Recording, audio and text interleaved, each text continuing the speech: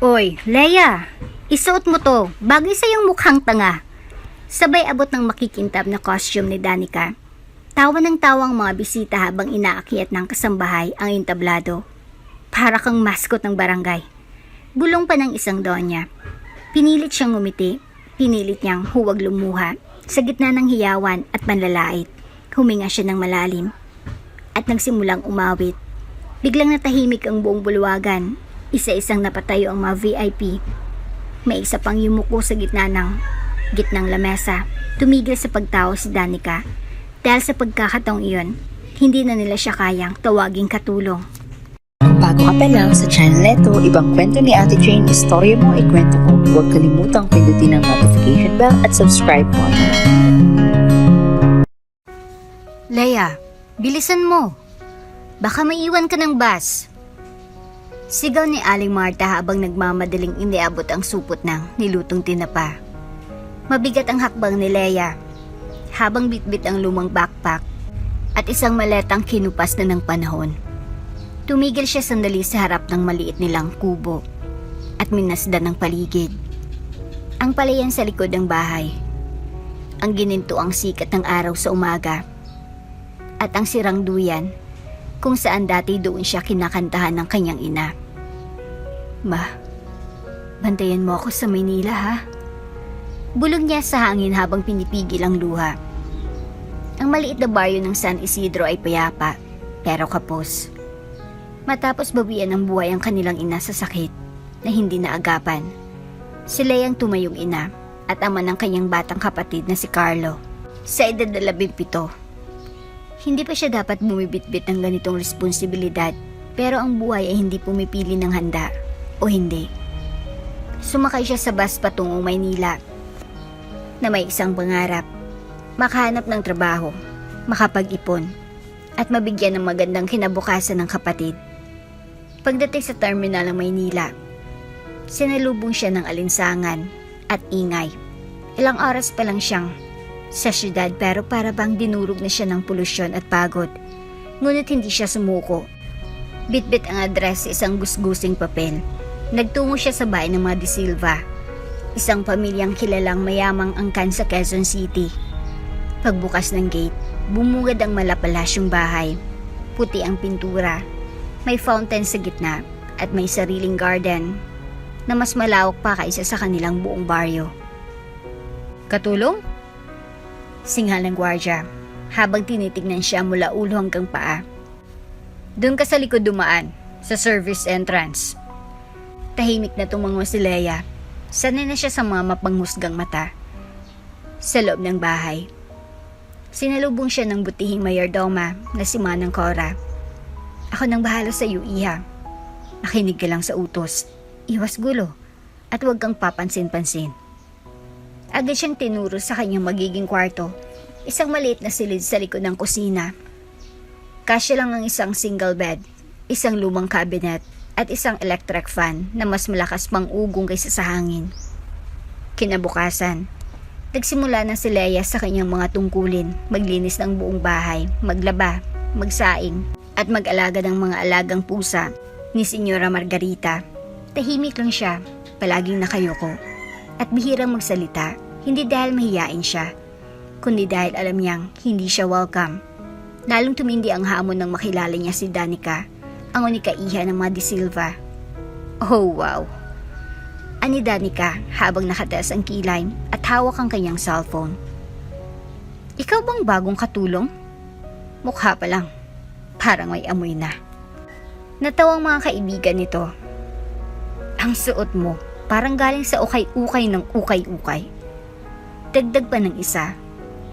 Hindi kumibo si Leia, ngunit sa loob niya, parang may tinig na bumaon sa kanyang dibdib. Tuwing may bisita si Danica, pinaglilinis siya ng sahig. Pinagsisilbihan ng pagkain, pero hindi pinapakain. Isang beses, dinumihan ni Danica ang bagong tabing ng lamesa at sinisi si Leia. Ano ba yan, Leia? Hindi ka ba marunong sa tamang tela? Baka lasa ng ibibigay mo sa mga bisita namin. Tahimik siyang nagpaumanhin. Ngunit sa tuwing siya ay mag-isa sa kanyang silid, sa likod ng mga gabing mahaba at puno ng pagod, ay palihim siyang umaawit, isang kanta ng kanyang ina na madalas niyang kantahin. Sa silong ng buwan, doon niya nilalabas ang lahat, ang pangungulila, ang galit, ang takot at ang pag-asa. Hindi alam ng kahit sino sa mansyon, si Manang Cora, ni Danica, ni Senyora Margarita, na ang maamong katulong na walang imik ay taglay ang tidig na kayang patahimikin ang buong mundo. Isang gabi, habang naghuhugas siya ng pinggan, narinig niyang nag-uusap sina Senyorita Margarita at Danica sa veranda. Maganda ta ng engranding birthday party mo, iha. Kailangan sosyal. Eleganting elegante. Pwede bang isama si Leia, ma? Tanong ni Danica na may mapanlin lang na tono. Napakunot noo si Leia. Bakit siya isasama? Ano ka ba? Katulong siya. Exactly. Gusto ko lang siyang i-showcase. I mean, for fun. Alam mo naman, para may twist. Tumawa si Danica, halakhak na may halong panlilin lang. Hindi pa man dumarating ang party, ramdam na ni Leia ang tila bagyong paparating. Ngunit hindi pa niya alam, ang gabing iyon ang babago ng kanyang buong buhay. Tahimik ang gabi sa loob ng maliit na silid ni Leia, sa likod ng kusina. Mula sa bintana, tanaw niya ang malayong ilaw ng Maynila. Mga kumikislap na tila bituin sa lupa. Sa kanyang mga palad, hawak niya ang isang lumang litrato. Kupas na ang gilid, halos mabura na ang mga kulay. Ngunit hindi niya makakalimutan ang ngiti ng babaeng nasa larawan. Ma, bulong niya, halos hindi marinig sa pagitan ng huni ng kuliglig at ugong ng lumang ventilador. Ang babaeng iyon na si Luciana Navarro, ang babaeng minsang pinuri bilang boses ng Pilipinas, ang pinakamagandang tinig ng panahong iyon, kilala sa mga entablado ng CCP at Teatro Arsenio. Ngunit sa puso ni Leia, isa lamang siyang ina mapagmahal, masayahin, at puno ng pangarap para sa kanilang dalawa. Bata pa lang si Leia nang una niyang narinig ang kanyang ina umawit sa silong ng kanilang bahay sa probinsya. Habang naglalaba ito o nagluluto, palagi nitong inaawit ang klasikong Sa Silong ng Buwan, isang awitin ng pag-ibig at pag-asa. Kapag ikaw ay nalulungkot, Leia, ani Luciana noon, kumanta ka. Kasi sa kanta, walang mayaman o mahirap, pantay-pantay tayong lahat sa damdamin. Madalas niyang sabayan ang ina sa pagkanta, pasimple lang, mahina, parang bulong. At minsan, kapag nahuli siya ng ina, tatawa ito at sasabihin, "Aba, parang minana mo na nga ang boses ko." Ngunit isang gabi, nagbago ang lahat. Si Leia ay 8 taong gulang noon. Nag-imbita si Luciana ng isang producer mula Maynila na naisa nang i-revive ang kanyang karera. Inawit ng Luciana ang buong piyesa ng Ave Maria sa sala ng kanilang bahay habang pinapanood ni Leia mula sa likod ng kortina. Pagkatapos ng kanta, pinalakpakan ito ng producer, ngunit kasunod ang isang malamig na tanong. "Meron po bang amang anak niyo?" Tahimik ang sagot ni Luciana. Hindi na siya sumagot. Hindi sapat na ang katahimikan para mawalan siya ng kontrata. Ayon sa producer, hindi maganda sa imahe. Mula noon, tuluyan nang naglahong oportunidad ni Luciana. Unti-unting nawala ang mga alok. Tinanggal siya sa mga show. Napilitang magtinda ng kakanin at maglaba para mabuhay silang mag-ina. Lalong lumala ang lahat nang dapuan siya ng sakit. Kulang sa pera, kulang sa gamutan, sa huling gabi ng kanyang buhay. Habang si Leia ay nakaupo sa tabi ng kanyang kama, mahina niyang ibinulong, "Huwag mo itatago ang tinig mo, anak. Kahit anong mangyari, gamitin mo yun. Dahil yan ang pamana ko sa'yo." Ngunit hindi iyon nangyari. Mula nang pumanaw ang ina, hindi na muling umawit si Leia sa harap ng ibang tao. Sa halip, tinago niya ang kanyang tinig, itinago niyang bahagi ng sarili niyang pagkatao. Ang tanging panahon na umaawit siya ay tuwing gabi, tahimik. Habang naghuhugas ng plato o bago matulog, isang lihim na ritual ng paghilom at pag-alala. Balik sa kasalukuyan, biglang bumukas ang pinto ng kusina. "Oy, katulong!" Sigaw ni Danica. "Nagpapatawag si Mama. May pag-uusapan raw kayo tungkol sa party ko." Wow ha? Feeling close. Hindi sumagot si Leia. Nilapag niya ang larawan ng kanyang ina sa loob ng drawer at tahimik na sumunod. Habang naglalakad siya sa mahabang hallway ng mansyon, biglang bumalik ang isang alaala nung unang beses siyang inutusan ng ina niya na umawit sa harap ng barangay hall. Takot na takot siya noon, nanginginig ang kamay, ngunit sa sandaling bumuka ang kanyang bibig, lumapit sa kanyang mga kapitbahay at nagsimulang bumalakbak. Sabi ko sa'yo, sabi ni Luciana pagkatapos, sa tamang panahon, ang boses mo ang magdadala sa'yo sa tamang lugar. Ngunit sa ngayon, tila napakalayo pa ng tamang lugar na iyon. Pagdating niya sa veranda, naroon sina Senyora Margarita, Danica at ilang mga kaibigan ng pamilya. May hawak na wine, may mga nakatawa, at ang iba'y abala sa pagpicture sa mga flower arrangement. Leia, wika ni Senyora, ikaw ang magiging special guest namin sa birthday ni Danica. Masaya to, gagawin ka namin na costume. May talent portion. Napatingin si Leia kay Danica, nakangiti ito, ngunit hindi makataong ngiti. May laman, may pang-aapi. Ha? Ako po ba talaga, ma'am? Oo, suntuary, sisikat ka. Charot. Sabat ng isa sa mabisita habang nagtatawanan. Tila may gumuhit na lamig sa likod ni Leia. Hindi pa man dumarating ang party. Alam niya nang may hindi magandang balak. Ngunit sa puso niya, may isang boses na muling umuusbong. Boses ng ina niya. Kahit anong mangyari, gamitin mo yan. Naguguluhan si Leia. Dapat ba siyang sumunod o magtiis siya gaya ng dati? O panahon na ba para gamitin ang pamana ng kanyang ina? Sa silong ng buwan, minsan siyang umawit. Ngayon sa ilalim ng chandelier ng isang marangyang bahay, muling sinusubok ang kanyang tinig. Gabi na nang tawagin si Leia ni Manang Cora sa kusina. Leia, pakiakyat raw sa music room. May papasukan si Senyora sa'yo. Po? Music room? Tanong niya habang pinupunasan ng kamay mula sa panghugas ng mga plato. Oo, bilisan mo raw. Baka mas ramunan pa tayong pareho. Nagmadali si Leia paakyat sa second floor ng mansyon. Hindi pa siya kailanman nakapasok sa music room. Bawal daw pumasok doon ang mga kasambahay maliban kung may utos. Pagpasok niya, bumungad agad ang mabagong amoy ng imported na kahoy at ang grand desayong baby grand piano sa gitna ng silid. Nasa gilid si Senyora Margarita. Kasama si Danica at ilang matataas na kilay na babae, mga kaibigan nitong galing sa mga elite family. Oh, finally, ang bida ng gabi. Ani Danica. Sabay turo si isang kinang-kinang na costume na may makukulay na palamuti. Isusot mo yan, Leia. Para ka namang fairy o mascot. Depende sa tingin ng tao. Sabay halakhak nilang lahat. Kumakabog ang dibdib ni Leia, pero nagkunwari siyang ngingiti. Po, sigurado po ba kayong gusto niyo akong isama sa party? Oo naman, sabat ni Danica. Special ka kasi, iba ka. Kaya nga gusto ka naming i-feature. Sa dami ng kasambahay, ikaw lang ang napiling highlight. Bumagsak ang tingin ni Leia sa costume. Makintab, halos pang carnival. At halatang layuning pagtawanan siya. Ngunit wala siyang sinabi. Tumango siya. Sa kadahandang lumabas sa silid, dala ang damit na iyon. Sa likod ng garden habang umiiyak si Leia sa madilim na sulok, isang boses ang biglang narinig niya.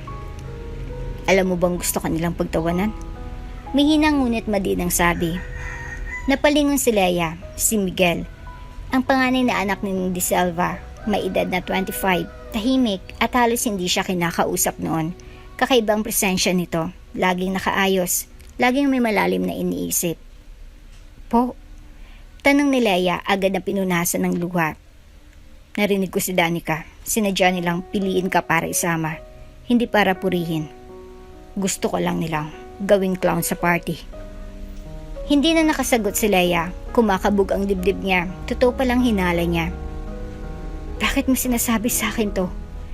Tanong niya, pilit itinatagong pag-aalala sa boses. Dahil hindi ka dapat magpagamit. Sagot ni Miguel, hindi mo kailangang pumayag sa ganitong kalokohan. Tahimik si Leia, nais niyang tumakbo, umalis, iwan ang party. Ngunit nasa isip niya ang kapatid, si Carlo, na nasa probinsya at kailangang pag-aralin. Paano kung mawalan siya ng trabaho? Wala pa akong magagawa. Kasambay lang po ako. Biglang napayuko si Miguel. Hindi mo kailangang manatiling ganon. Sa unang pagkakataon, nagtama ang kanilang paningin. Sa loob ng ilang segundo, may kakaibang namuo, isang connection na hindi mabigyang pangalan. Ngunit hindi pa man nila matapos ang usapan, may isang tinig ang puminit sa katahimikan. Miguel, what are you doing here? Si Danica. Napalingon ng dalawa, bitbit ni Danica ang cellphone at ang ekspresyon nito ay tila may halong selos at galit. Bakit mo kinakausap ang katulong? Dagdag ni Danica. Ayos lang, nagbibigay lang ako ng babala. Malamig na sagot ni Miguel. Sana hindi ka nasanay sa panlilin lang. Umalis si Miguel at naiwan si Danica na napatingin kay Leia na para bang gustong kainin siya ng buhay. Huwag mo ilalapit ang sarili mo sa kuya ko. Bulong ni Danica. Hindi kayo magka-level at kung akala mo may karapatan kang mangarap, huwag kang mag-alala sa party. Gising ka na. Kinabukasan, binigyan si Leia ng rehearsal time. Pinapunta siya sa veranda habang naka-costume para kunwari practice ng talent portion. Go Leia! Sigaw ng isa sa mga kaibigan ni Danica habang nagvi-video. Kanta ka na, dali! Habang pinipilit ngumiti si Leia at hawak ang mikropono, naramdaman niya may lumuluhang tubig sa puso niya.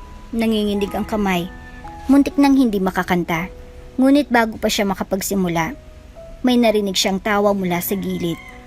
Para kang nag-audition sa children's party. Pinipigilan na lang ni Leia ang sariling umiyak. Ngunit sa loob niya, unti-unting nag-aalab ang damdamin. Hindi galit ang nararamdaman niya, kundi isang matinding determinasyon. Para muling nabuhay ang boses ng kanyang ina sa kanyang alaala. Huwag kang matakot sa entablado. Dahil ang entablado, yan ang lugar ng mga katotohanan. At kung totoo ngang niluluto siyang pagtawanan, baka panahon na para gisingin ang katotohanan. Kumikinang ang buong mansyon ng De Silva ng gabing iyon. Sa labas, may carpet na pula. Sa loob, may chandelier na tila alo ng mga bituin. Mga bisita mula sa mundo ng politika, business, at showbiz ang dumating, nakasuot ng designer gowns. Nakangiti habang bitbit ang kanilang mga mamahaling alak at regalo. Isang ingranding birthday party para kay Danica De Silva. Tema, Modern Royalty. May ice sculpture sa gitna ng ballroom. May violin quartet na tumutunog ng klasikong musika. At may photo wall na parang pang-award show. Pero sa likod ng kagandahan, may planong kabaliktaran ng intensyon. Isang kabastusang itinago sa ngiti. Sa loob ng maliit na silid si Leia, habang pinipilit isuot ang kumikinang na kasuotang may mga balahibo, sequence, at tila pang mascot na tiara. Halos hindi siya makatingin sa salamin. Sa sarili niyang paningin, hindi siya mukhang bisita, mukha siyang palamuti. Perfect! Bulalas ni Danica nang pumasok sa silid. Parang mascot ng fairy tale gone wrong. Instagrammable. Tahimik lang si Leia, pilit pinipigilan ng sarili sa dibdib niya. Para may sumisigaw, pero nanatiling nakakulong sa katahimikan. Huwag kang umarte, Leia. Ngayong gabi, ikaw ang star. Pero ibang klaseng star, yung nakakatawa. Dagdag ni Danica, sabay abot ng mikropono. Kakanta ka mamaya ha, yung paborito mo raw, sa silong ng buwan. Nakakayumang palad ni Leia. Hindi pa niya kailanman inawit ang kantang iyon sa harap ng ibang tao. Isang personal na awit, pamana ng kanyang ina. Pero ngayong gabi, balak na nila itong gawing biro. Sa ballroom, umuusok ang ilaw habang nagsimula ng programa. May host, may welcome speech mula kay Senyora Margarita. At syempre, isang pasabog na entrance ni Danica na bumaba mula sa spiral staircase na tila prinsesa sa Disney movie. Palakpakan, hiyawan. Salamat po sa lahat ng dumating. Ani Danica sa mikropono. Kunwari mahinhin. Ngayong gabi, nais kong maging bukod tangi.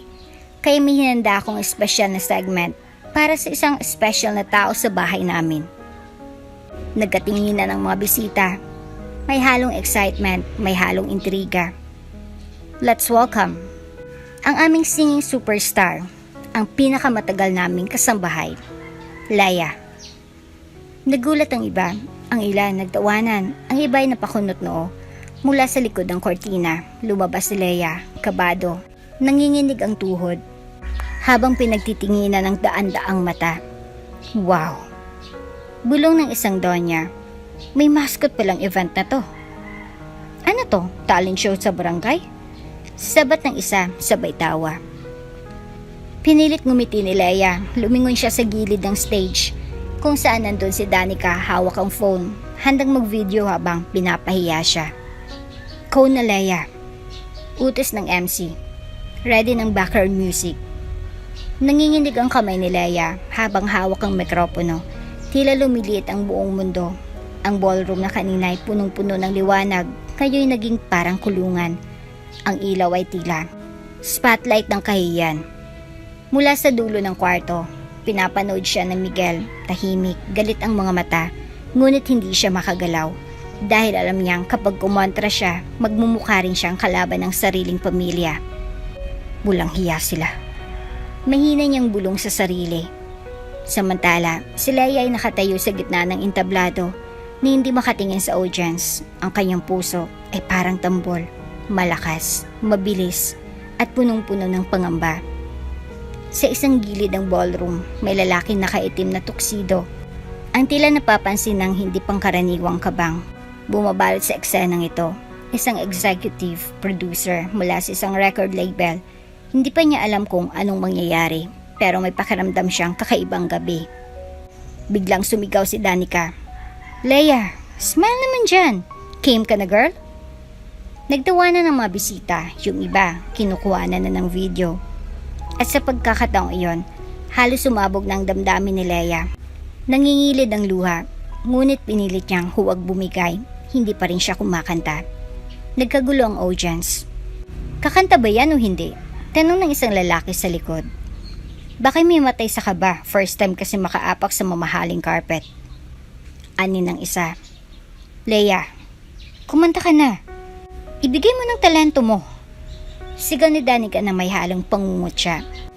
Tumahimik si Leia. Hinawakan ang mikropono ng mahigpit. Hindi pa siya kakanta. Hindi pa ngayon, pero sa loob ng kanyang puso, may unti-unting bumubukas, isang pinto, isang tinig, isang apoy na noon pa niya kinikimkim. Tumingala siya sa kesame ng ballroom. Doon niya naaninag ang refleksyon ng sarili sa kristal na chandelier. Hindi bilang alipin, kundi bilang isang babaeng may tinig, may alaala, at may dangal. Hindi pa niya alam, pero sa susunod na kabanata, isang awit ang yayanig sa buong mundo. Tahimik. Hindi yung tahimik na karaniwang maririnig sa isang eleganting party, kundi isang katahimikang parang huminto ang mundo. Nakatayo si Leia sa gitna ng entablado, hawak pa rin ang mikropono, nakasuot ng makintab, at katawa-tawang kasuotan. Ngunit sa mga mata ng lahat, bigla itong nawala ng kahulugan dahil sa isang iglap sa simpleng pagbuka ng kanyang bibig. Nagbago ang ihip ng hangin. Sa silong ng buwan, ako'y naghintay. Isang mabilis, malinaw, at malamyos na tinig ang pumuno sa buong bulwagan. Hindi basta ganda, kundi damdamin. Hindi basta teknik, kundi kaluluwa. Ang mga tawanan ay tila nilamon ng bawat linya. Ang mga cellphone na kanina'y nakatutok para i-video ang kahiyan niya ay dahan-dahang ibinaba. Ang mga kaibigan ni Danica na nakangisi pa noong 1 minuto ay napalunok at nagtama-tamang tingin. Si Senyora Margarita na abala sa pagkukwento sa isang congressman ay napalingon. Si Danica mismo, hawak pa rin ang phone na nakarecord, ay napatigil. Tila biglang nakalimutan kung bakit ba niya pinasama si Leia sa party. Habang ang talay lumuluha rin. Ang pagkanta ni Leia ay hindi para magpasikat.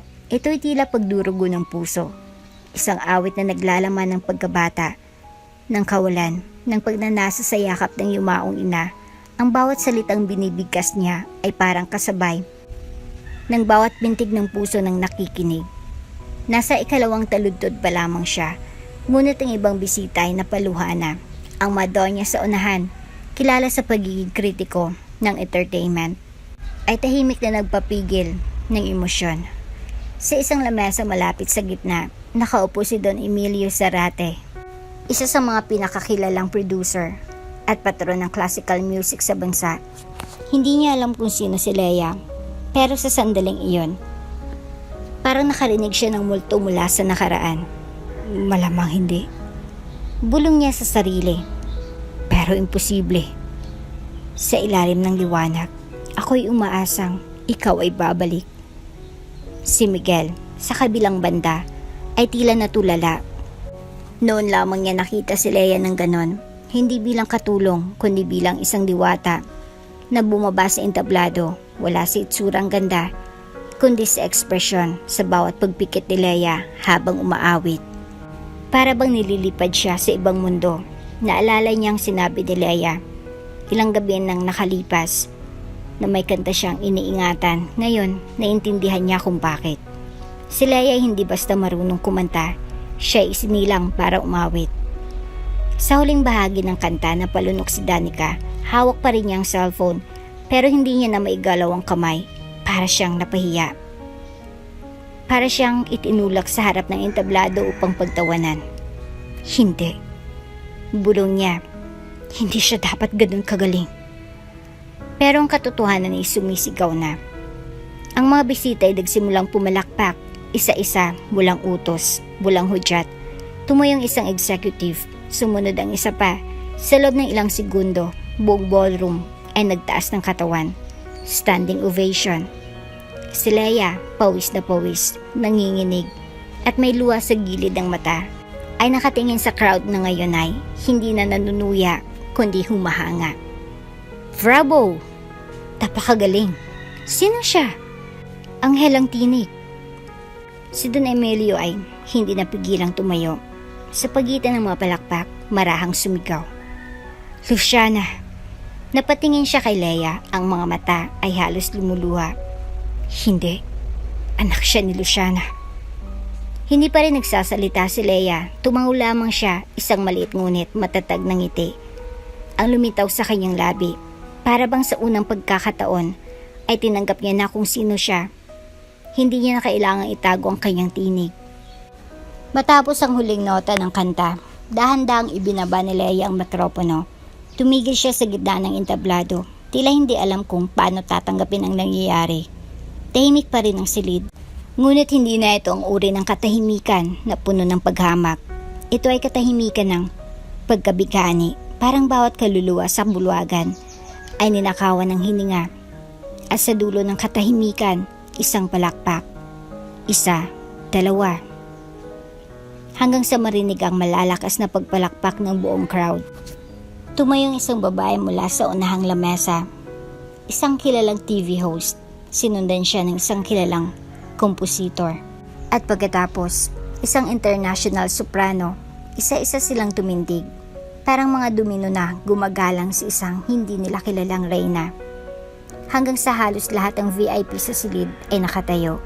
Hindi para purihin ang production ni Danica, kundi para kilalanin ng isang tinig na hindi nila inaasang maririnig mula sa isang kasambahay. At isa-isa, sila ay yumuko.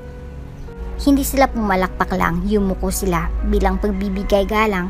Isa yung eksenang hindi basta nakakalimutan. Mula sa likuran ng ballroom, si Don Emilio Zarate ay nanatiling nakatayo sa kabila ng kanyang edad at karanasan. Ngayon lang muling nakaramdam ng ganitong uri ng pagkabigla. Ang boses ni Lea ay hindi lamang maganda, ito ay pamilyar, lubhang pamilyar. Parang multo ng nakaraan ang dumaan sa kanyang pandinig. Parang tinawag siyang pabalik sa isang panahong akala niya ay nilimot na ng panahon. Luciana. Bulong niya sa sarili. Dahan-dahan siyang lumapit sa entablado. Habang nagkakagulo ang mga bisita, tumigil siya sa harap ni Lea. Miss. Wika niya sa mababang tinig. Ano nga ang pangalan mo? Napatitig si Lea sa kanya. May isang saglit na tila nahulog siya sa kailaliman ng kanyang sariling damdamin. Ang mukha ni Don Emilio ay hindi niya kilala, ngunit sa mga mata nito may kakaibang sinag, para bang nakita niya siya kahit kailan pa man. Leia po, mahinang sagot niya. Leia Navarro. Parang may kumalampag na gong sa dibdib ni Don Emilio. Navarro. Hindi na siya nagtanong, hindi na siya kumibo, ngunit sa puso niya isa lang ang sigaw. Anak ka ni Luciana. Ngunit hindi pa niya sinabi, hindi pa. Habang nagkakagulo ang mga bisita paglapit kay Leia, may mga nagtatanong, may gusto agad kunin ang number niya, may mga naghain ng business card. Si Danica ay tila napako sa kinatatayuan. Hindi siya makagalaw, nakatitig lang siya kay Leia habang ang mukha niya ay tila nawala ng kulay. Hindi itong plano. Bulong niya. Bakit siya? Bakit siyang bida? Narinig niya ang boses ng isa sa mga kaibigan niya sa likuran. Grabe, Danica. Hindi mo sinabi na ganun siya kagaling. Para tayong nanood ng live concert. Mas magaling pa siya sa ibang artista. She's a gem. Bawat papuri kay Leia ay parang kutsilyong tumatarak sa puso ni Danica. Siya dapat ang sentro ng gabi. Siyang dapat purihin. Pero ngayon, wala nang ibang pinag-uusapan kundi si Leia. Samantala, sa likod ng entablado, tahimik si Miguel. Hindi siya lumapit sa gitna ng bulwagan. Hindi siya nakisama sa mga VIP. Ngunit sa bawat papuri na naririnig niya, ay unti-unti siyang pinupuno ng paghanga at paggalang. Hindi lang siya basta magaling. Bulong niya. May kwentong boses niya, may lalim. Hindi niya maipaliwanag kung bakit, pero sa gabing iyon, tumibok ang puso niya sa kakaibang paraan. Hindi dahil sa ganda ng tinig ni Leia, kundi dahil sa tapang sa pagdadala ng sarili sa gitna ng kahiyan at paggawa ng milagro mula roon. Lumapit si Don Emilio kay Senyora Margarita na halatang balisa. Luciana Navarro, kilala niyo ba siya? Tanong niya, tila sinusubok. Napatingin si Margarita kay Danica bago sumagot. Hindi ko kilala ang sinasabi niyo. Yaya lang ang nanay ng batang yan. Hindi ko alam kung sinong ama. Nakuha namin siya sa ahensya sa probinsya. Nagkibit balikan si Don Emilio. Ganun ba? Pero sa isip niya, hindi na siya kailangang kumbinsihin pa. Totoo ang kutob niya, ang postura, ang boses, pati ang mata. Si Leia ay hindi ordinaryo. At higit pa roon, siya'y anak ng isang alamat. Pakalipas ang 3 linggo mula noong gabing yumanig ang buong lipunan, ang tinig ni Leia. Tuluyan ang nagbago ang takbo ng kanyang mundo. Hindi na siya bumalik sa mansyon ng mga De Silva. Hindi siya pinaalis, pero siya mismo ang lumisan. Ayaw niyang manatili sa isang lugar kung saan lagi siyang titingnan bilang kasambahay, hindi bilang tao. Inupahan siya ng isang producer para kumanta sa mga intimate lounge shows. Sunod-sunod na alok, pero sa kabila ng paparating na tagumpay, may tanong pa rin sa kanyang puso na hindi niya kayang takasan. Sino ba talaga ako? At higit pa roon, bakit kailangan ay hindi muling narinig ang mundo ang boses ng kanyang ina? Isang hapon, habang nag-iensayo siya ng kanta sa loob ng maliit na studio na pinagamit ng isang music school sa kanya, dumating si Don Emilio, tahimik, bitbit ang isang lumang sobre at isang kumpol ng dilaw na rosas. Leia, tawag niya, may paggalang sa tono. Napalingon ng dalaga. Sir Emilio, may nais akong ibahagi sa iyo kung handa ka na. Tumangaw si Leia, ngunit sa kanyang dibdib, kabado ang puso niya. Para siyang pakiramdam niya ilang saglit pa ay mabubura ang imahe ng kanyang ina na matagal niya nang iniingatan. Umupo sila sa loob ng lumang music room ng paaralan. Ibinuka ni Don Emilio ang sobre. Isa-isang inilatag ang malarawan. Si Luciana Navarro, kabataan nito.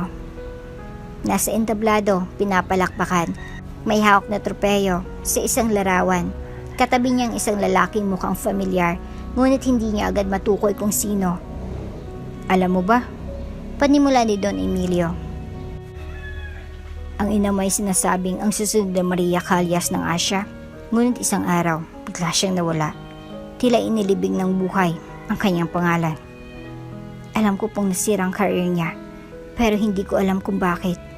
Sagot ni Leia habang dahang-dahang hinahaplos ang larawan ng kanyang ina. Tumitig si Don Emilio sa kanya. May kinalaman ng De Silva roon. Parang tinamaan ng kidlat si Leia. Ano po? Bata pa ako noon. Kasabayan kong ina mo, naging malapit kami. Pero nang mabalitaan kong tinanggalan siyang kuhanin para sa isang international tour, nagtaka ako, nalaman ko, off the record, na may taong nagbabayad para masirang imahe ng ina mo. Isang video na pinalabas na siya may relasyon sa isang may asawang politiko. Fake edited. Napasingap si Leia. Sino pong nagbayad? Isang babaeng may mataas na koneksyon, kapatid ng isang matandang kilala mong babae, si Senyora Margarita. Napatingin si Leia sa bintana, tahimik, pero ang mga kamay niya ay mahigpit na nakakuyom. Hindi ko sinabi agad noong party, pero alam kong anak ka ni Luciana. Hindi lang sa itsura, nasa tinig mo, nasa paraan ng pantindig mo. At ito, sabay abot ng isa pang larawan. Ikaw to, hawak ka ng ina mo. Sa likod ng larawang ito, may sulat si Luciana. Para sa anak kong si Leia. Nanginginig ang kamay ni Leia habang binabasa ang lumang tinta sa likod ng larawan. Anak, kung mawala man ako, sana hindi mawala ang musika sa'yo. Tumulong luha ni Leia. Pero bakit po nila ginawa ito? Bakit kailangang sirain ang ina ko? Huminga ng malalim si Don Emilio. May isang konserbatibong sponsor, ang De Silvas. Ayaw nila ng iskandalo. At babaeng walang asawa, isang producer noon, ay kasosyo nila. Natatakot silang matabunan si Danica, na noon ay sinisimulang i-launch bilang bagong it girl. Luciana was a threat. Parang gumuho ang mundo ni Leia. Ang pamilyang pinagsilbihan niya, ang bahay na nilinis niya, ang mga sapatos na pinunasan niya habang nakalod sa malamig na sahig. Sila palang may kagagawan sa pagkabura ng ina niya sa mundo ng musika. Nagbayad sila ng pera para sirain ang mama ko. Tumango si Don Emilio, mahigpit ang panga. At ang mas masakit, tinakot siyang huwag magsalita dahil kung magsalita siya, pati ikaw, anak niyang walang ama, ay madadamay. Tumayo si Leia, hindi niya na alam kung gusto niyang umiyak o sumigaw. Lahat ng sakit, hiya at pagtitiis. Ngayon ay may mukha, may pangalan, at ito ay ang pamilya De Silva. Ngunit higit sa galit, may namumuong apoy sa loob niya. Hindi para gumanti, kundi para itama. Hindi ko hayaang matulad ako sa kanya. Hindi ko hayaang manatiling tahimik ang kwento naming mag-ina. Tumango si Don Emilio.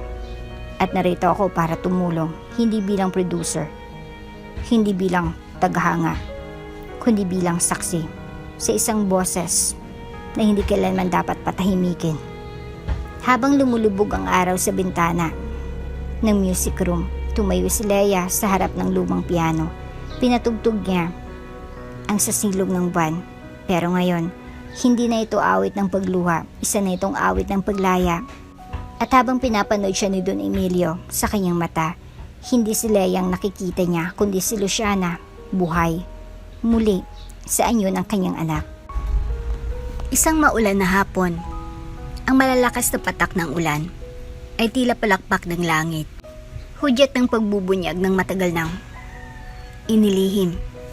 Sa loob ng mansyon ng mga De Silva, mainit ang usapan kahit malamig ang simoy ng panahon. Nagtipon ng buong pamilya sa formal dining hall. Nasa dulong upuan si Senyora Margarita, nakasuot ng perlas at may hawak na wine glass na nanginginig ang laman. Katabi niya si Danica na may hawak na cellphone at pilit pinapakalma ang sarili. Nasa harap nila si Leia, tahimik, diretso ang tingin. Hindi nakatulong ang postura, hindi na alipin ng pananalita. Alam ko ng lahat. Wika ni Leia, banayad ngunit matalim. At handa akong sabihin sa buong bansa kung paano ninyo sinira ang buhay ng ina ko, si Luciana Navarro. Bumagsak ang wine glass mula sa kamay ni Senyora Margarita. Huwag mo akong tinatakot, Iha. Aniya, nanginginig ang boses. wala kang prueba. Tumango si Leia. Meron akong testamento mula kay Don Emilio. At meron akong sulat kamay ng nanay ko. May mga testigo rin ako na hindi natatakot magsalita. Napapitlag si Danica. Masyado kang ambisyosa, Leia. Huwag mong isipin na dahil lang kumanta ka ng isang kanta, pwede mo na kaming tapatan. Minsan, sagot ni Leia, isang kanta lang ang kailangan para gisingin ang mga natutulog na kasinungalingan. Tumayo si Senyora Margarita at lumapit. Tignan mo ako sa mata, Leia. Akala mo ba madali ang buhay namin? Ginawa namin ang lahat para protektahan ang pangalan ng pamilya. At hindi namin hahayaang gibain yan ng isang katulong. Hindi mo pa ako katulong ngayon. Anak pa ako ng babaeng winasak ninyo. At may karapatan akong malaman ang totoo. Naningkit ang mata ni Danica. Anong gusto mo? Perang patahimik? Ha? Magkano? Sinampal ang mga salita ang pandinig ni Leia. Ngunit hindi siya nagpakita ng kahinaan. Hindi ko kailangan ng pera niyo. Gusto ko ng hustisya. Tahimik ang lahat, maliban sa tunog ng ulan sa bubong. Walang ibang gumagalaw hanggang sa muling tumayo si Senyora Margarita. At lumapit kay Leia. Huminga ito ng malalim. Makinig ka, Iya. Matalino ka, maganda ang boses mo. Malayong mararating mo. Pero kung ikakalat mo ang mga pinagsasabi mo, sisiguraduhin kong hindi ka na muling makakatungtong sa kahit anong entablado. Lumapit si Danica, nilapitan si Leia na sobrang lapit na halos magtama ang ilong nila. At kung akala mong panalo ka, think again. May kakilala kaming media. Kaming may connection. Isa kang nobody. Kaya kung ako sa'yo, tatahimik na lang ako. Ngunit sa labas ng pintuan, may isang di inaasang nakarinig sa lahat. Si Miguel. Tahimik siyang nakatayo, hawak ang cellphone, at lihim na nirecord ang buong pag-uusap. Hindi siya dapat naroon, ngunit simula pa lamang ng party ni Danica, unti-unti nang nagbabagong paningin niya sa katotohanan. At ngayong narinig niya mismong pananakot. Alam niya na ang kailangan niyang mamili. Tahimik siyang umalis. Hindi pa panahon para magsalita. Pero ang puso niya ay naglalagalab na. Samantala, si Leia ay iniwan ang mag-ina sa gitna ng silid. Iniangat niya ang tingin sa mga larawan sa pader. Puro larawan ni Danica, Senyora, at ng mga awards nilang ginamit para takpan ang mga kasalanan ng nakaraan. Ang dating tahimik na kasambahay, ngayon ay lumalaban. Sa kanyang dibdib, hindi lang ang pagkamatay ng ina niya ang pinapalaban niya, kundi ang prinsipyo na hindi dapat manahimik ang inaaping boses. Pag-uwi ni Leia sa tinutuluyan niyang apartment, hindi siya umiyak. Sa halip, binuksan niyang laptop at sinimula ng isang liham. Isang bukas na sulat, hindi para sa media, kundi para sa musika. Ako po si Leia Navarro, anak ng yumaong Luciana Navarro. Gusto ko pong sabihin ang katotohanan. Sa likod ng kanyang sulat, alam niyang maraming susubok manira. Ngunit hindi na siya babalik sa dilim ng kahapon. Ngayon, siya nang ilaw ng sarili niyang kwento. Mula pa noong gabing tinig pa lang ni Leia, ang umalingongong sa loob ng ballroom. Alam na ni Miguel na may kakaiba sa kanya. Pero ngayon, sa gitna ng alingas-ngas, ang damdaming iyon ay hindi niya na maikakaila. Nahulog na siya. Hindi ito agad, hindi ito biglaan. Ngunit sa bawat pagtatanggol ni Leia sa kanyang ina, sa bawat pagtindig niya sa harap ng mga nananakot, unti-unti siyang hinuhubog sa paningin ni Miguel. Hindi bilang dating kasambahay, kundi bilang isang babaeng marangal, matapang, at kaibig-ibig. Isang araw, pinuntahan ni Miguel si Leia sa music studio na pinagamit sa kanya ni Don Emilio. Nasa loob ito ng isang lumang gusali sa Makati. Simple ngunit puno ng karakter. Katulad ni Leia, tahimik siyang sumilip sa glass door. Nakita niya si Leia, nakaupo sa piano, tahimik na tumutugtog. Ang madali rin ito ay malumanay sa bawat key. at ang mata nito'y nakapikit. Walang mikropono, walang audience. Ngunit naroon ang buong mundo. Isang sandali pa, pumasok siya. Napaangat ng tingin si Leia. Miguel, anong ginagawa mo rito? Hindi ko rin alam. Sagot niya. Ngiting inaamin ng totoo. Siguro gusto ko lang marinig ulit yung boses na hindi ko makalimutan. Napayuko si Leia, pilit pinipigil ang ngiti. Boses lang ba? Hindi lang yun. Sagot niya. Tinig na halos bulong. Ikaw. Tumahimik ang silid. Tumigil sa pagtugtog si Leia, nanginginig ang kanyang madaliri. Pero hindi dahil sa kaba, dahil sa init ng presensyang biglang pumuno sa paligid. Bakit ka nandito talaga, Miguel? Muling tanong niya. Lumapit si Miguel, dahan-dahan. Parang natatakot masira ang isang sandaling tila maselan pa sa kristal. Alam mo bang ako nakarinig sa usapan niyo ni na Mama at Ate Danica? Aniya. Narinig ko kung paano ka tinakot. Lahat ng paninira. Naka-record. Napaamang si Leia. Naka-record? Tumango si Miguel. Pinadala ko na kay Don Emilio. Gusto kong ipaglaban ka, Leia. Hindi lang dahil tama, kundi dahil hindi ko na kayang manahimik habang sinasaktan ka. Napatingin si Leia sa kanya. At sa unang pagkakataon, nakita niya si Miguel hindi bilang Di Silva, kundi bilang isang lalaking totoo, may puso, may paninindigan. Hindi ko inaasahan to. May hina niyang bulong. Hindi ko rin inaasahan na mahulog ako sa isang taong halos hindi ko lang pinapansin dati. Lumapit si Miguel at naupo sa tabi niya. Hindi sila magkadikit, pero ramdam nila ang init ng damdamin. Leia, hindi ko alam kung anong nararapat, pero gusto kong malaman mo. Humanga ako sa'yo. Noong una, dahil sa boses mo, pero ngayon, dahil sa puso mo. Nag-init ang pisngi ni Leia. Hindi siya sanay sa ganitong usapan, pero sa kabila ng kaba, may bahaging gusto niyang marinig pa. Marami pang mangyayari, Miguel. Maraming laban na kailangang harapin. Alam ko. Sagot niya. At kung papayagan mo ako, gusto kong sabayan ka. Hindi bilang tagapanood, kundi bilang kakampi, kaibigan o higit pa roon. Kung pahihintulutan mo. Nagkaroon ng katahimikan. Hindi ito awkward, sa halip. Para itong pahinga mula sa lahat ng kaguluhan sa paligid nila. Sa gitna ng lahat ng gulo, may isang tahimik na damdamin ang unti-unting lumalalim. Paglabas nila sa studio, hindi na sila nagsalita pa, pero habang magkasabay silang naglalakad sa ilalim ng gumuguhong ulan. Walang payong, magkadikit ang balikat, nagkatinginan sila. Isang simpleng sulyap, isang matagal na titig. At sa mata ng isa't isa, hindi na kailangang ipaliwanag, naroon ang damdaming unti-unting namumuo.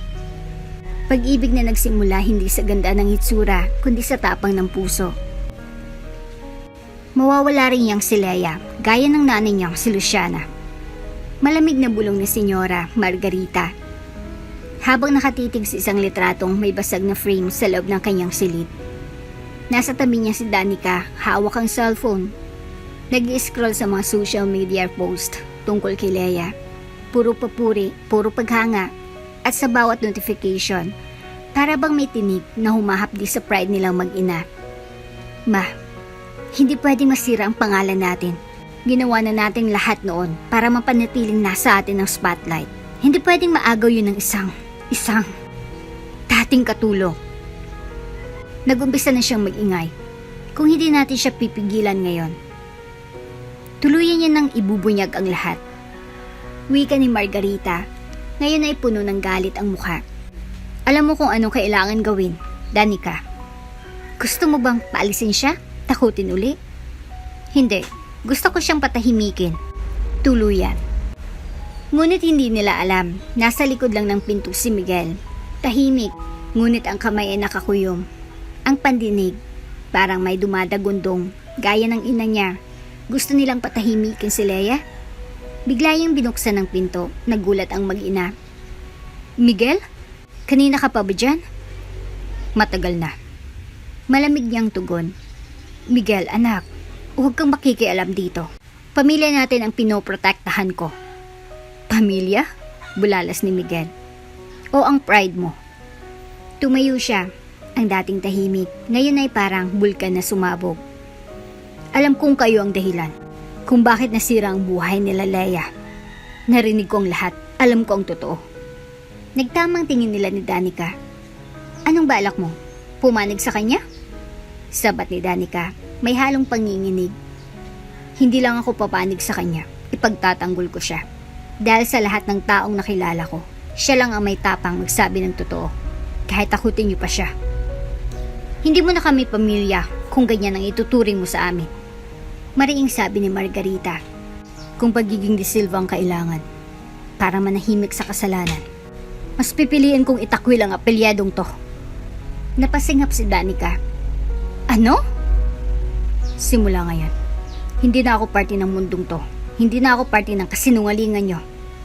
At kung itutuloy nyo ang pananakot kay Leia, mananagot kayo. Sa batas, sa media, sa publiko, kahit sa Diyos. Tumayo si Miguel, iniwan ng silid, at bumaba sa salas kung saan naroon si Leia. Naghihintay, tinawagan siya ni Danica kanina. Sinabing gusto raw ni Senyora na kausapin siya ng personal. Isang bitag, alam niya na ngayon. Pagkakita ni Leia sa kanya, nagtaka ito. Miguel, anong nangyari? Akala ko. Hinawakan siya ni Miguel sa kamay, mahigpit. Umalis na tayo. Hindi ka ligtas dito. Ano bang sinasabi mo? Hindi mo na kailangang ipaliwanag pa. Narinig ko ang lahat. Ang mga plano, ang galit, ang intensyon nila. Natahimik si Leia para bang kahit sa dami ng kanyang hinala, hindi niya lubos maisip na may ganitong kasamaan ng pamilyang minsang tinirhan niya. Habang palabas sila ng bahay, sumigaw si Senyora Margarita mula sa hagdanan. Miguel, bumalik ka rito. Pag lumabas ka ng pintong yan, wala ka ng mana, wala ka ng pangalan. Huminto si Miguel, saglit, tumalikod. At anong halaga ng pangalan kung ginagamit ito para manahimik ang mga inapi? Tumalikod siya muli, hinila si Leia palabas ng mansyon. Habang sumasara ang pintuan ng De Silva Mansion sa kanilang likuran, parang simbolo ito ng pagtatapos ng isang yugto at simula ng paninindigan. Kinabukasan, headline sa mga online platforms. Miguel De Silva, itinakwil ang pamilya, tumindig para sa katotohanan ng isang singer na minsang kasambahay. Ipagtatanggol ko siya. Miguel De Silva breaks silence over De Silva family secrets. Pumutok ang balita. Naging usap-usapan at habang ini-interview si Leia sa isang TV program, hindi niya napigilang mapangiti. Hindi lang dahil naririnig siya ng bansa, kundi dahil hindi siya nag-iisa. May isang Miguel na pumili, hindi ng kayamanan, kundi ng katotohanan. Effective immediately, Mr. Miguel De Silva is removed from all positions in De Silva Holdings. Isang maikling pahayag, ngunit parang martilyong bumagsak sa publiko. Trending, breaking news. Kinabukasan, laman ng bawat balita, headline sa lahat ng platform. Miguel De Silva, itinakwil ang sariling pamilya dahil sa pagtatanggol sa dating kasambahay. From heir to outcast, Miguel loses everything for Leia Navarro. Ang mga litrato nila ni Leia sa party, sa music studio, at sa hallway ng mansyon ay nagkalat sa social media. Minsay pinupuri, minsay kinukutya. Isang love story raw sa pagitan ng isang prinsipe at isang babaeng walang trono. Ngunit sa likod ng mga istorya at ingay, may isa lang ang hindi nagsalita, si Miguel. Sa isang maliit na apartment sa Pasig, doon pansamantalang nanirahan si Miguel. Walang kasambahay, walang sasakyan, walang katiyakan kung saan siya kukuha ng susunod na pagkain. Ngunit kahit na may naipon siyang kaunti sa mga nagdaang taon, ang biglaang pagputol ng suporta hindi basta-basta.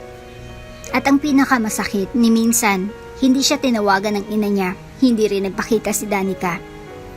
Isang gabi, nakaupo siya sa dilim. Hawak ang lumang gitara na iniwan sa kanya ng yumaong lolo. Binuksan niya ang cellphone, binasa ang mga balitang may litratong nakangiti siya. Noon pa man, nung hindi pa niya alam kung gaano kabigat ang pagpanig sa tama. Sa kabilang panig ng lungsod, hawak naman ni Leia ang parehong balita. Pinanood niya ang pahayag ng kumpanya kung saan formal na tinanggal si Miguel sa lahat ng posisyon. Kitang-kita sa mga mata nito ang sakit habang binabasa ang statement ng legal team ng pamilya De Silva. Dumuwa si Leia. Hindi niya inakalang ganito kalaki ang magiging kapalit ng pagsama sa kanya ni Miguel. Alam niyang siya ang dahilan. Kung hindi siya lumaban, kung hindi siya nagsalita, baka si Miguel ay nanatiling prinsipe sa palasyo.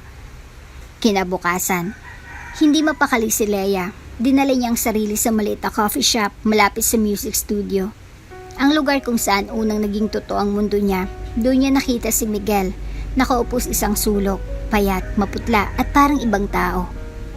Miguel, mahina niyang tawag. Napatingin ng binata sa kabila ng pagod, may ngiti pa rin sa kanyang mukha. Leia, umupo siya sa harap nito. Bakit hindi mo sinabi sa akin? Tanong ni Leia, pigil ang luha. Wala rin namang magagawa. Isa lang ang alam ko. Hindi ko kayang hayaang saktan ka. Kahit na mawala ang lahat. Nawala nga ang lahat. Ngumiti si Miguel. Pero ikaw, nanatili. Hindi na napigilan ni Leia ang luhang kanina pa bumabanta sa kanyang mga mata. Pasensya ka na. Dahil sa akin. Huwag mong sabihin yan. Putol ni Miguel. Leia, kung may bagay mang pinagsisihan ko, yun lang ay kung bakit hindi pa kita ipinaglaban ng mas maaga. Tahimik silang dalawa, nagkaintindihan sa katahimikan. Hindi ako sanay sa ganito, Miguel. Ako yung taong iniwasan ng lipunan. Ikaw ang taong kinikilala. Pero ngayon, pinili mong iwan lahat para sa akin. Kasi ikaw ang pinili ko, Leia. Hindi ang pangalan ko, hindi ang karangyaan. Ikaw. Dahil ikaw lang ang totoo sa mundong puno ng peke. Ilang araw pang lumipas, muling naging laman ng balitang skandalo. Ngunit sa halip na manahimik si Miguel, mas lumakas ang suporta sa kanya, mga netizen, mga student organizations, mga kilalang artist. Lahat ay nagpahayag ng papuri sa kanyang paninindigan. A man who gave up his legacy for truth.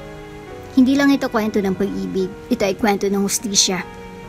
Ngunit sa puso ni Leia, ang pinakamahalaga sa lahat, hindi siya iniwan ni Miguel. At kahit masakit, kahit mahirap, alam niyang hindi niya ito hayaang mag-isa sa laban. Isang gabi, habang magkasama silang naglalakad sa kahabaan ng Makati, nilingon siya ni Miguel. Leia? Handa ka bang lumaban sa susunod? Ngumiti si Leia, bakas ang lakas ng loob at determinasyong namulat sa mga mata niya. Basta't magkasama tayo. Oo. Sa unang pagkakataon, hindi na si Leia ang nasa likod ng entablado. Ngayon, siya nang nasa gitna ng spotlight. Walang costume na nakakatawa, walang panlalait, wala pang alay pusta, tanging siya, ang kanyang tinig. At isang buong salo ng orkestrang naroon. Lahat ay naghihintay sa kanyang unang buong concert bilang isang opisyal na artist sa ilalim ng Zarate Music Label. Isang linggo matapos ang iskandalo ng De Silva family, personal na dumating si Don Emilio sa tinutuluyan ni Leia. Hindi siya bitbit ang bodyguards, kundi ng isang folder na may logo ng isang kilalang music agency. Leia, bungad niya. Oras na para marinig ka ng buong bansa. At hindi bilang controversial na singer, kundi bilang ikaw at anak ni Luciano Navarro. Nanatiling tahimik si Leia habang binubuklat ang kontrata. Hindi ito ang pangarap niyang hinahabol noon. Dahil ni minsan hindi siya nangarap, ngunit ngayong narito na ito. Hindi na sa swerte, kundi sa katotohanan at talento na hindi na maitatanggi ng mundo. Tatanggapin ko po, sabi niya, pero hindi bilang artist lang, kundi bilang tagapagdala ng kwento ng mga gaya naming tahimik na nilabanan ng pang-aapi. Ang unang concert ni Leia ay ginanap sa Cultural Center of the Philippines. Sa mismong entabladong pinangarap minsan ng kanyang ina, laking gulat ng lahat nang inanunsyo ang lineup. May mga kilalang artista, may orkestra, may ballet, at sa pinakahuli, isang babaeng tinawag bilang anak ng musika. Pag-akyat niya sa stage, pinuno ng palakpakan ng buong bulwagan, mga tao mula sa iba't ibang sektor ng lipunan ang dumalo. Estudyante, guro, musikero, maging ilang dating staff ng De Silva household. na palihim na dumalo upang makita ang dating kasamahan nilang nagtagumpay. Magandang gabi po. Ako po si Lea Navarro. Bungad niya. At ngayong gabi, hindi lang ako kakanta. Magkukwento rin ako ng isang ina, ng isang pangarap, ng isang boses na matagal nang pinatahimik. Nang simula siyang umawit, walang ibang narinig kundi liwanag at damdamin. Ang kanyang version ng Sa Silong ng Buwan ay hindi naawit ng lungkot kundi ng pagbangon. Ang kanyang sariling kanta na pinamagatang Tinig ng Ina ay naging viral. Kinabukasan, umabot sa milyon-milyong views online at nagtulak sa kanya upang ma-feature sa international music pages bilang a rising star with a story. Sa backstage naroon si Miguel. Tahimik siyang nakatayo, nakasuot ng simpleng itim na coat, ngunit kitang-kita sa mga mata niya ang sukdulang pagmamalaki. Paglapit ni Lea matapos ang huling kanta, agad niya itong niyakap. Hindi mo alam kung gaano kita hinangaan ngayong gabi. Bulong ni Miguel. Hindi ko rin po alam kung paano ko naabot ito. Sagot ni Lea habang naiiyak sa saya. Pero alam kong wala ako rito kung wala ka. Sunod-sunod ang tagumpay ni Lea. Isang guesting sa primetime talk show, isang feature sa magazine, isang panayam kung saan ipinalabas ang liham ng kanyang ina na matagal niya nang tinago. At sa kauna-unahang pagkakataon, narinig ng buong bansa ang boses ni Luciana Navarro mula sa lumang tape na na-preserve ni Don Emilio. Magkasunod ang kwento nila, ina at anak.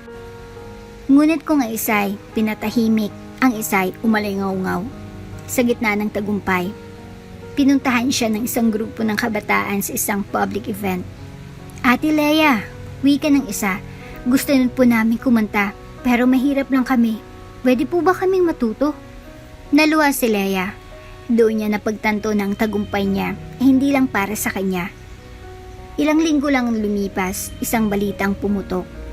Luciana Navarro Music Foundation, binuo ni Lea Navarro para sa mga batang nangarap umawit. May libreng voice lessons, scholars sa music schools, open auditions para sa mga batang kalye na gustong matutong umawit. Dito, walang mahirap, walang mayaman, pantay-pantay sa musika. Ani Lea sa kanyang pahayag. Habang nakatanaw siya sa silid ng foundation, mga bata na natututo, nagtatawanan, nagsasayahan, napangiti siya. Sa wakas, natagpuan niya na ang kanyang tahanan, hindi sa mansyon kundi sa boses ng mga batang may pag-asa. Sa tabi niya, lumapit si Miguel. May bago na akong trabaho. Aniya. Ano naman? Tanong ni Lea. Driver mo, bodyguard, tagasalo ng luha at tagapalakpak sa lahat ng kanta mo. Tumawa si Lea at marahang yumakap sa kanya. Mahal kita. Bulong niya. Simula pa noon, Lea. Sagot ni Miguel. Ikaw ang musika ng buhay ko. Tahimik ang gabi. Sa gitna ng katahimikan, tila may nilulutong bagyo. Sa isang private lounge sa Taguig, nakaupo si Danica De Silva sa isang VIP booth. Nakasuot ang designer shades kahit gabi na habang nakaharap ang isang lalaking media handler na kilala sa pagbuo ng pekeng balita. Gusto kong matapos ng fairy tale ng babaeng yan. Malamig na utos niya. I want her destroyed, publicly, emotionally, professionally. Tiyak po ba kayo, ma'am? Tanong ng lalaki medyo kinakabahan. Sikat na po siya ngayon. May record label, may foundation. Baka mag-backfire. Backfire? Napatawa si Danica ng mapait. Alam mo ba kung ilang taon kong pinaghirapang mapansin ng media? Dumating lang siya. Isang kasambahay. Nag-concert agad. Trending. Tinatawag pang anak ng musika? Hindi ako papayag. Ilang araw matapos ang ingranding tagumpay ni Lea, unti-unting lumitaw ang dilim. Sa social media, may biglang lumabas na leak video. Isang kuhang parang si Lea raw ay may binabayarang tao upang magsilbing fake fan sa isang concert. Scripted daw ang success.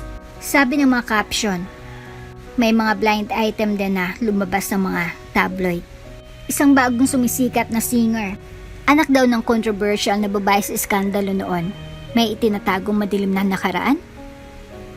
May naglabas ng edited na larawan, parang si Leia ay nasa isang nightclub, sumasayaw at may hawak na baso ng alak, mabilis itong kumalat, viral agad. Pagkagising ni Leia, una niyang nakita ang mga messages sa phone niya. Hindi papuri kundi pang-aalipusta. Hindi ka pala totoo, ang ganda ng boses mo pero marumi ka rin pala. Pa-demure ka pa sa TV, pero club girl ka rin pala noon. Pinagkakatiwalaan ka namin, bakit ganyan ka pala? Pilit niyang inintindi. Pinanood niya ang video, kitang-kita niyang pekeng edit. Pati ang larawan, halatang hinaluan. Ngunit kahit halata sa kanya, hindi yun halata sa mga taong uhaw sa kontrobersya. Sa opisina ni Don Emilio, lumipad ang mga papel, galit itong naglakad paikot, habang hawak ang laptop. Hindi ko inaasahang magiging ganito kabrutal si Danica. Aniya, may kaibigan akong tech expert. Ipinacheck ko agad, edited ang video, ang larawan, pero hindi yun ang problema. Ang problema, sabi ni Leia, pilit pinipigil ang luha. Ayaw naniniwala agad ang tao kahit walang katotohanan. Tahimik silang dalawa, hanggang sa biglang dumating si Miguel, may hawak na USB. May na-trace ako. Aniya, ang source ng video ay isang fake account na konektado sa PR agency ng De Silva Holdings. May pangalan ba? Tanong ni Don Emilio. Miguel clenched his jaw. Danica. Kinabukasan, ginanap ang isang emergency press conference para sa Zarate Music Label. Lahat ng mga media outlet ay naroon. Lahat ay sabik sa tunay na pahayag mula kay Leia. Ngunit bago pa siya makapagsalita, may isang babaeng sumugod sa gitna ng crowd. Isa sa mga tinatawag na mga bayarang whistleblower. Ako pang dating PA ni Leia. Sigaw nito. Lahat ng fans niya. Binayaran. Marketing lang yan. Hindi po totoong foundation niya. Scam po yun. Nagkagulang conference. Nag-flash ang mga kamera. Ngunit sa gitna ng kaguluhan, tumayo si Leia. Matay mapula. Damdaming kumukulo pero pinigil. Hindi ko na kailangang depensa ng sarili ko sa maggawa-gawang kwento. Wika niya sa mikropono. Dahil sa huli, ang katotohanan ay lalabas. At ang mga boses na ginamit para manira, sila rin ang magiging dahilan ng pagbagsak ng kasinungalingan. Sa bahay nila Miguel, habang nagpapahinga si Leia, hindi niya napigilang umiyak. Hindi ko alam kung kakayanin ko pa. Sabi niya habang nakahiga sa sofa, ang daming naniniwala sa mga kasinungalingan. Pati foundation natin nadadamay. Lumapit si Miguel, umupo sa tabi niya at hinawakan ng kanyang kamay. Leia, hindi ka nag-iisa. Hindi ka katulad ng ina mo na pinahamak nila. Ngayon, may internet. May media na kayang ilabas ang ebidensya. At higit sa lahat, may mga taong handang lumaban kasama mo. At sa kalaliman ng gabi, habang natutulog si Leia, dumating ang isang tawag kay Don Emilio mula sa isang reporter. Sir, may update po kami. Isa sa mga editor video ay tumawag. Gusto raw magsalita. Gusto raw linisin ang konsensya niya. Napatingin si Don Emilio sa larawan ni Luciana sa kanyang opisina. Panahon na. Aniya, para masimulan ang pagbagsak ng mga haliging itinayo sa kasinungalingan. Tahimik ang gabi, ngunit may isang lihim na gumagapang sa madilim na hallway ng De Silva Mansion. Sa isang siksik at alikabuks na opisina, sa tagong bahagi ng compound, may lalaking palihim na isinuksok ang ilang papel sa isang envelope. Sa likod ng pinto, nandun si Marites, ang matagal ng kasambahay, dating kaibigan ni Leia. Halos itinuring niya ang kapatid noong sila'y magkasama sa kusina ng mansyon. Ngunit ngayong gabi, wala siyang pakialam sa alaala. Ang hawak niyang envelope ay may lamang sensitibong dokumento, ang personal records ng yumaong si Luciana Navarro. Lumabas doon sa kabataan nito. May kaso umano si Luciana na nag-attempted self-harm at isang confidential medical record na peket pinabigat para palabasing unstable ito. Sa tabi ng folder, isang sobre ng pera. Kasalanan ko ba kung ipaglaban ko rin ang pamilya ko? Bulong ni Marites sa sarili. Pilit pinapakalma ang konsensya. Pera lang to. Saka si Leia, sikat na. Hindi niya na ako kailangan. Kinabukasan, sumabog ang balita. Ina ni Leia, nahuli noon sa mental breakdown? Katiwala ng De Silva family, naglabas ng ebidensya. Isang bulaang iligado, anak ng classical singer, may madilim na past. Sa isang segment ng umagang programa, isang babaeng naka-blindfold ang nagsabing, kasama ko siya dati. Tahimik siyang bata pero alam naming may kakaiba. Yung nanay niya raw, minsang sinugod sa mental hospital dahil sa pagwawala. Walang pangalan, walang direktang ebidensya, ngunit sapat para muling magduda ang mga tao. Nasa Music Foundation si Leia nang matanggap niya ang mga mensahe. Hawak niya ang phone, nanginginig ang kamay, binuksan niyang link at doon, kitang-kita niyang isang scanned document na peke ang header ng hospital. Ang parehong hospital kung saan dati nagpatingin ang kanyang ina ng simpleng anxiety. Ngunit sa papel, pinalabas na ito'y psychiatric breakdown. Napaupo si Leia sa semento sa gilid ng garden ng mga estudyante. Nangingindig ang dibdib niya. Tumulo ang luha. Hindi dahil sa takot, kundi sa masakit na pagkadismaya. Marites, mahina niyang bulong. Ikaw lang may hawak ng mga yun. Ako pa talaga. Dumating si Miguel, bitbit ang printed screenshots at papel. Don Emilio confirmed it. Yung confidential file mo, galing sa mismong lumang cabinet ng De Silva kitchen office. Walang ibang may access noon kundi si Marites. Sabay nilang sambit. Hindi mapigilan ni Leia ang pagputok ng damdamin. Pinagkatiwalaan ko siya, Miguel. Siyang nag-abot sa akin ng gatas noong wala pa akong sweldo. Siyang unang nakaalam ng kwento ng nanay ko. Siyang umiiyak kasama ko sa silid namin kapag pinapahiya kami ni Danica noon. Ngunit lahat ng iyon, singit ni Miguel, binuray niya kapalit ng envelope ng pera.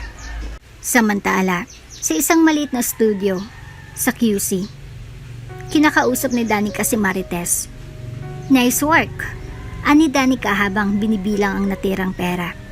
Siya ang sinasabi ko sa'yo dati pa, loyalty doesn't pay, but I do. Hindi nagsalita si Marites, ngunit sa bawat tiklop ng perang tinatanggap niya, may bahid ng hiya at luha na hindi niya mapigilan sa kanyang mata. Bakit mo ginagawa to, Danica? Tanong niya mahinang boses. Ngumiti si Danica, malamig. Dahil hindi ako papayag na sila yung magmana ng spotlight na para sa akin. Kahit ano pang awit ang kantahin niya, ako pa rin ang may last note. Pagbalik ni Leia sa kanyang studio, dumiretso siya sa harap ng kamera. Hindi na siya naghintay ng press release. Unang abogado, hinayaan niyang magsalita ang damdamin. Sa isang live Facebook stream na umabot sa 1.2 million views sa loob ng 15 minuto, tumayo siya sa harap ng mundo. Alam kong may madokumentong kumakalat. Alam kong may mga kwento. Pero isa lang ang gusto kong sabihin. Hindi hayaan ang pagkakaroon ng inang may pinagdadaan ng emosyonal na pagsubok. Ang nanay ko, si Luciana Navarro, ay isang huwarang ina. Maaring nasaktan siya, maaring nagdusa siya, pero hindi siya kailanman naging baliw. Ang tunay na baliw ay ang mga taong pilit na binubura ang alaala niya sa mundo. Tumanggap siya ng libu-libong komento mula sa netizens. Hindi kami niniwala sa black propaganda. We love you, Leia. Mental health is not a weakness. Mas lalo kitang hinangaan, Ate Leia. Danica, we see you. You're desperate. Sa huling live, sinabi ni Leia, hindi pa itong katapusan. Sa susunod, hindi lang ako kakanta. Magsasalita rin ako. Pero sa mga tulad ng nanay ko. Para sa mga pinipilit patahimikin. Ngunit sa kabilang panig ng Maynila, si Marites ay umiiyak habang hawak ang TV. Nakakahiya ako, bulong niya. Anong klaseng kaibigan ako? Ang tanong ay tila hindi lang para sa kanya, kundi para sa lahat ng taong piniling magkanulo, kapalit ng pansamantalang aliw ng pera. Gabing walang bituin, ngunit sa harap ng Grand Concert Hall, kumikislap ang bawat ilaw mula sa kamera, phone, at spotlight, lahat nakatutok sa isang pangalan. Leia Navarro. Hindi ito ordinaryong concert. Tinawag itong liwanag ng tinig. Isang espesyal na gabing inorganisa ng Zarate Foundation para sa mental health awareness inspired by Luciana Navarro's legacy. Isang concert para sa katotohanan. Ngunit para kay Leia, hindi ito tungkol sa entertainment. Ito ang gabi ng kanyang paninindigan. Sa likod ng entablado, Nanginginig ang kanyang mga kamay habang hinihintay ang hudyat ng paglabas. Sa bulsa ng kanyang damit, isang maliit na sulat, ang huling liham ng kanyang ina. Isinulat bago ito bawian ng buhay. Mahal kong anak, kung darating ang araw na kailangan mong tumayo para sa akin, gawin mo. Hindi bilang anak ng isang singer, kundi bilang babae, bilang ikaw. Huminga siya ng malalim, pinikit ang mga mata. Let her in, sabi ng stage manager, at sa isang iglap, lumabas si Leia sa entablado. Nagkagulo ang buong venue. Tumayo ang mga fans. Kinuhanan siya ng larawan, sumigaw ng ilan. We love you, Leia! We believe you! Sa gitna ng sigawan, tumayo siya sa harap ng mikropono, ngunit hindi agad siya kumanta. Sa halip, marahang binuksan ni Leia ang envelope ng liham. Humugot ang hininga at nagsimulang magsalita. Magandang gabi sa inyong lahat. Panimula niya, tinig na may halong kaba ngunit matatag. Bago po ako umawit ngayong gabi, hayaan niyo magsalita ako. Hindi bilang artista, kundi bilang anak. Anak ng isang babaeng matagal nang pinatahimik ng kasinungalingan. Tahimik ang lahat, maging ang mga reporter, mga influencer, mga critics, lahat nakatutok. Ang pangalan po ng aking ina ay si Luciana Navarro. Patuloy ni Leia. Isang babaeng may boses na ginamit hindi para sumikat, kundi para magpagaling, magpaabot ng damdamin at magmahal. Ngunit isang araw, siya ay siniraan, pinatahimik at ibinaon sa limot. Hindi dahil sa kakulangan niya, dahil sa kasinungalingang itinanim ng mga taong takot sa kanyang liwanag. Tumigil siya, tumitig sa harap ng audience. Ang pamilyang pinagsilbihan ko, ang De Silva, ang dahilan kung bakit nawala sa mundong ina ko. Silang nagpakalat ng kasinungalingan, silang nagbayad para patahimikin siya. At ngayong ako'y sumusunod sa kanyang yapak. Sinusubukan nila akong siraan, ngunit hindi ako titigil. May mga napaluha, may mga tahimik na pumalakpak. Ngunit si Leia, tuloy lang. Kung kasalanan ang mangarap bilang anak ng isang dakilang babae, tanggap ko. Kung kasalanan ng maging totoo, aaminin ko.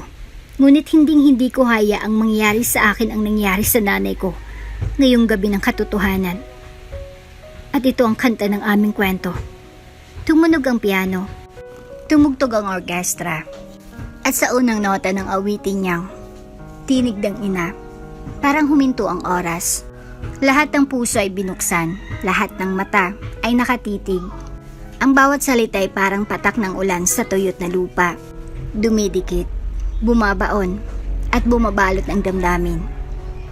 Kung ako'y pinatahimik, ika'y dapat magsalita.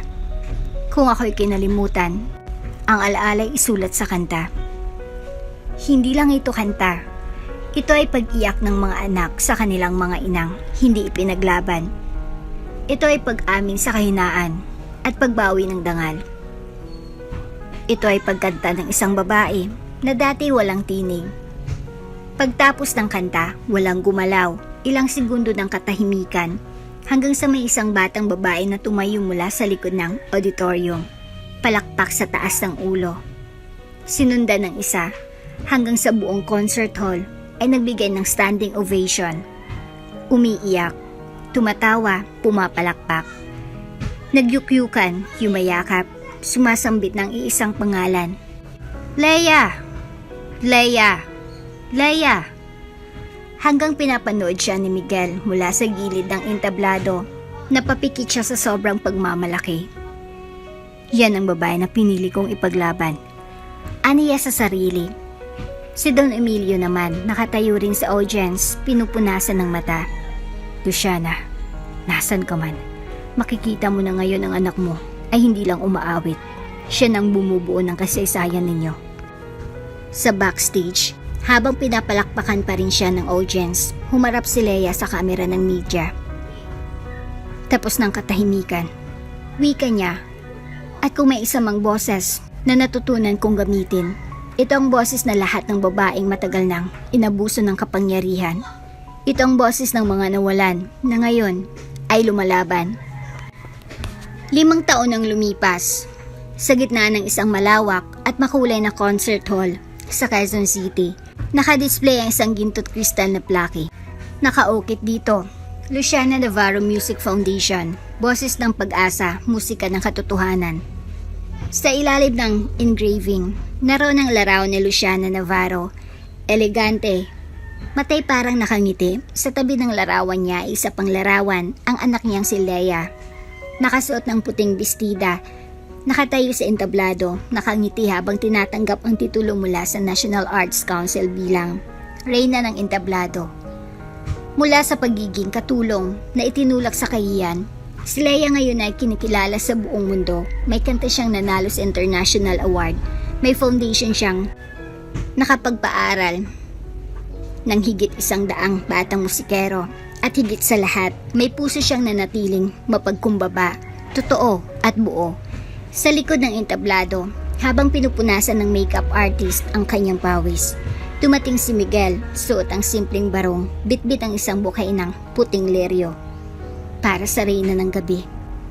Aniya sa ngiti. Tumawa si Leia. Para ka ng stage husband ko.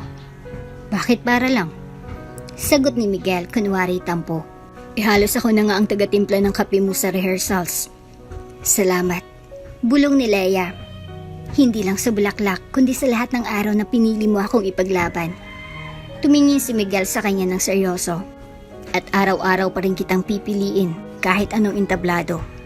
Pagkatapos ng seremonya, lumapit ang ilang reporters at media representatives para sa panayam. Ngunit isang presensya ang hindi inaasahan ni Leia. Sa dulong bahagi ng labi, nakatayo si Senyora Margarita. Suot ang itim na bestida, tahimik. Sa kanyang likuran ay si Danica. Mas payak na ang bihis. Wala ng make-up na dati kanyang sandata. Mag-ina silang tila bitbit ang bigat ng sariling anino. Dahan-dahang lumapit si Margarita. Leia, bungad niya. Hindi kami narito para sa publicity. Hindi rin para makisawsaw sa tagumpay mo.